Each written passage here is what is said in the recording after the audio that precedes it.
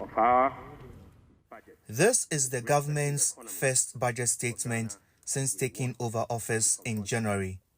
In it, the government said it would implement a series of economic reforms to shore up the country's foreign exchange reserves, as well as rein in spending this year. The measures to stabilize the exchange rate include the following. We will be establishing the Ghana Gold Board to enhance the generation of accumulation of forex to support the stability of the Ghana cedi. Ghana's economy is reeling under a weakening currency, high debt, and cost of living. To help reduce the financial burden on households and businesses, the government plans to scrap some taxes. We will abolish the 10% withholding tax on betting. We will abolish the Electronic Transfer Levy, e-levy of 1%. We will abolish the emission levy, otherwise as in Wusie tax. We will abolish the VAT on motor vehicle insurance policy. Mr. Speaker, we will abolish the 1.5% withholding tax on unprocessed gold by small-scale miners. The government also wants to reduce the budget deficit from 3.4% to 3.1% this year. But minority lawmakers say the budget statement did not impress them because it did not capture how the government plans to tackle the rising cost of living.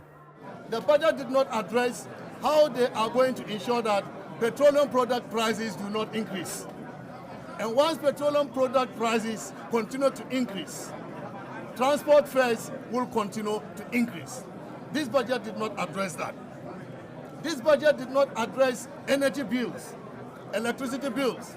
They didn't talk about how they are going to reduce energy bills.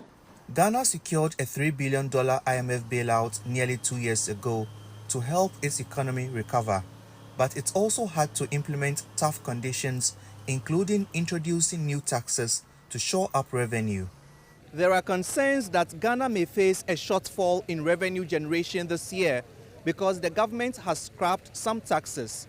But the government says it will introduce measures to improve the collection of taxes within small and medium-sized businesses to bridge the revenue gap. Some economists say the country may face some tougher times ahead, with its currency depreciating before things could get better. We don't have access to the foreign markets.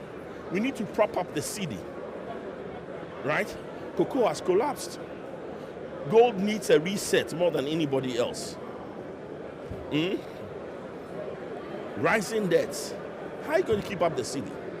The government hopes to achieve a GDP growth of at least 4% this year as it makes key investments in agriculture, manufacturing, and other sectors of the Ghanaian economy.